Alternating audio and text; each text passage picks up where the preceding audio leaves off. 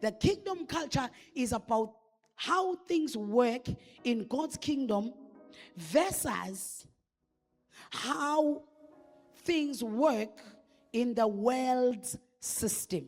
Every outcome in your life is knowledge dependent. So it counts what you know, it counts what you understand, it counts what you apply. Now, if Apostle Paul says, let your mind be renewed by the word, the first thing that needs to happen to you is to be educated by the word.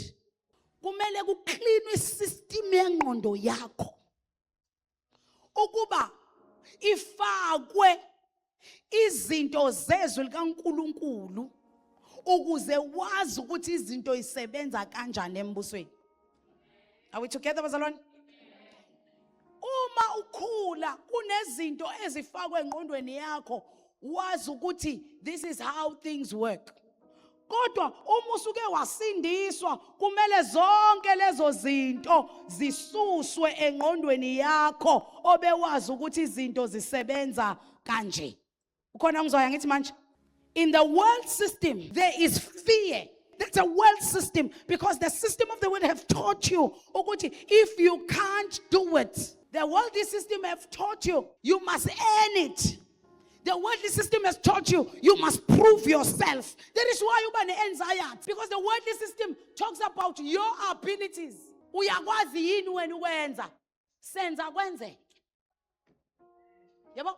It only refers life achievements and outcomes and results to your abilities. That's what the world system does. But the kingdom system says you must have faith. Once you have faith, you must rest, believing that He, not you, He who has started a good work in your life, He, not you, believing that I can do all things through Christ, not my abilities.